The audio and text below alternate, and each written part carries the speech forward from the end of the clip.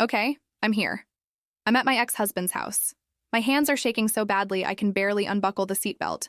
This whole situation started with one of those Reddit stories I was drafting in my head, AITAH for telling my son he doesn't have to knock.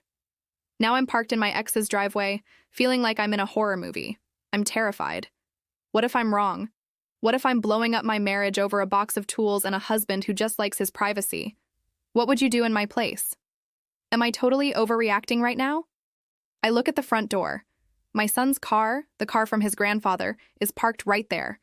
It looks so normal, so out of place with the panic I feel. I get out of my car. My legs feel like they're filled with sand. I walk up the pathway. I don't have a key here anymore. I raise my hand and I knock. The irony is so thick I almost choke on it. My ex, Mark, opens the door. He's confused. It's not his scheduled time with our son. He sees my face and his expression changes instantly. He doesn't see an ex-wife. He sees the mother of his child, and she is falling apart. "What's wrong?" he says, pulling me inside. "Where's our son?" I ask, my voice trembling. "He's upstairs playing a game." "Why? What happened?" I can't form the words. I just blurt it out. "Your father. The car. Did he give it to him for a reason?" Mark's face freezes. It's not confusion. It's recognition. "What did you see?" he asks, his voice low and dead serious. That's when I knew. That's when I knew my paranoia wasn't paranoia. It was instinct. I told him everything. The fight over knocking, the scream, the deadbolt on the linen closet, the tools excuse, the pure animal panic in my husband's eyes. Mark listens.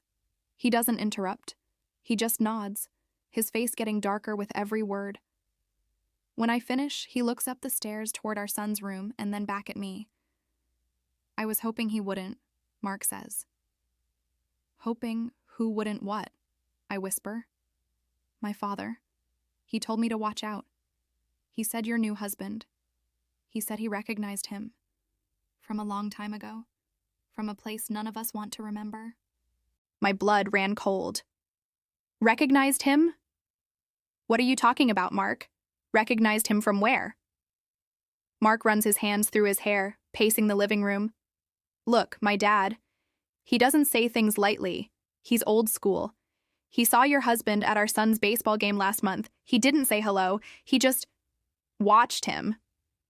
When I got home, he called me. He told me your husband's name isn't what he says it is, or at least, it wasn't." I couldn't breathe. "What?"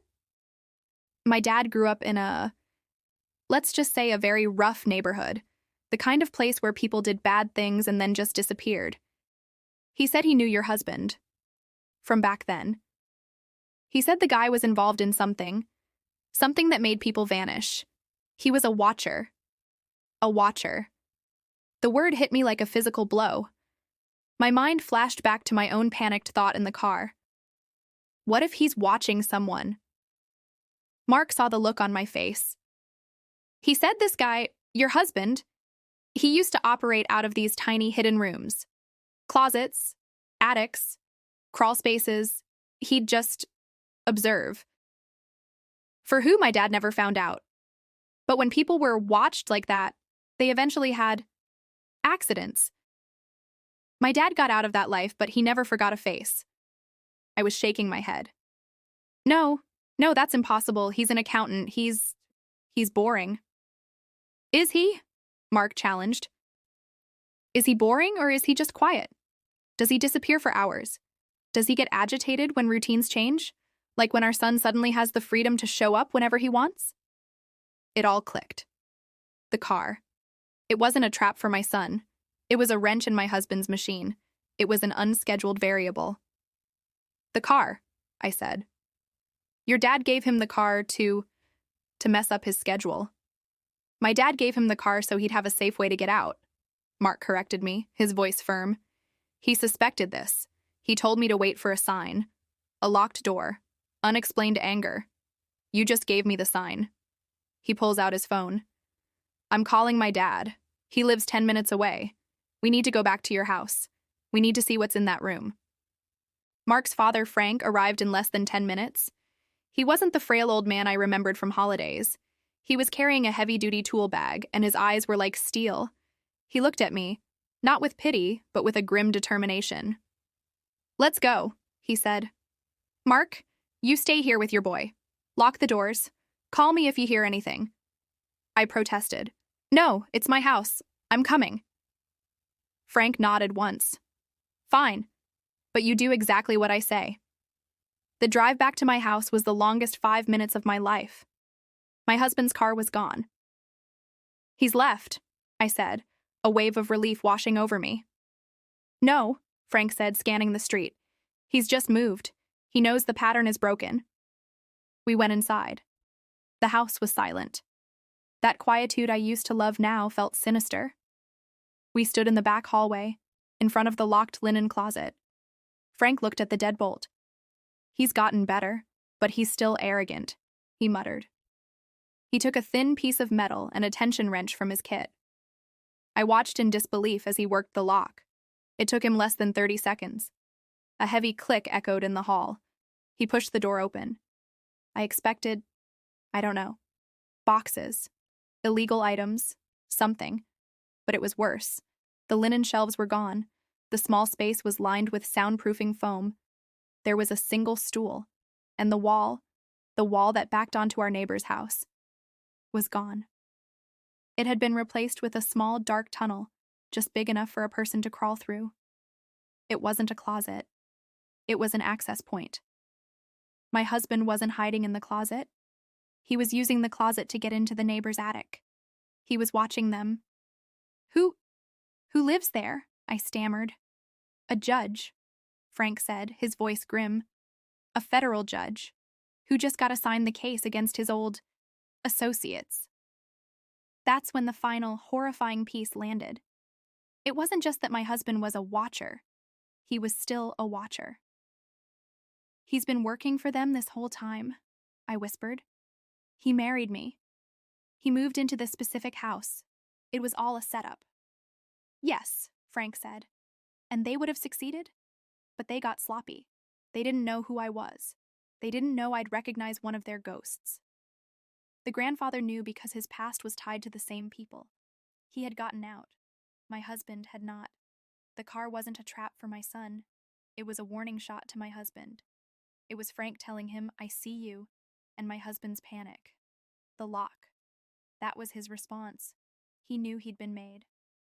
Frank pulled out an old flip phone and made a call. He didn't call 911. He spoke in low tones, using words I didn't understand. "It's done," he said. "The nest is empty. He's blown."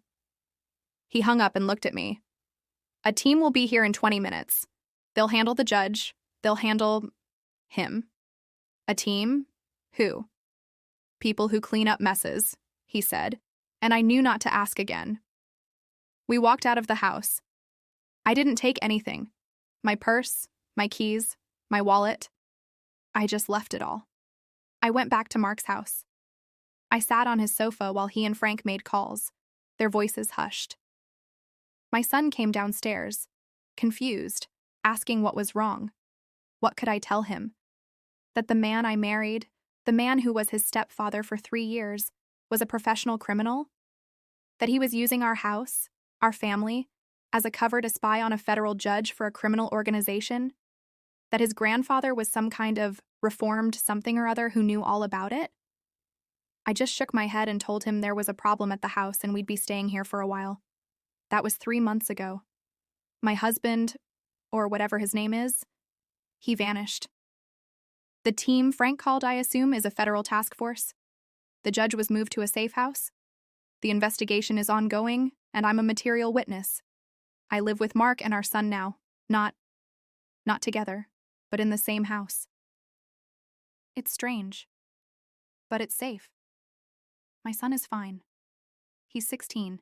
He thinks the whole thing is wild, but I don't think he understands the danger he was in. The danger we were all in. My ex-father-in-law, Frank, saved us. He saved me. He used his past, a past he's clearly ashamed of, to protect our future. The fight about the knocking seems so small now. It's laughable, but it was everything. It was the loose thread that, when pulled, unraveled an entire, meticulously built lie. A life I never knew I was living. It turns out I was the one who was the guest in my own home. I was the cover. I was the normal wife who made him look like a boring accountant. I think about all the times he was organizing tools, all the times he was working late in his home office. He wasn't. He was in that closet. He was in that tunnel. Listening, watching, waiting. I had to testify. I had to tell them everything I knew, which felt like nothing. The agents just nodded, their faces grim. They asked me about his habits, his schedule, his friends. I had no friends to give them. He kept me isolated. I see that now. He called it preferring a quiet life. The prosecution calls it maintaining operational security. I'm in therapy.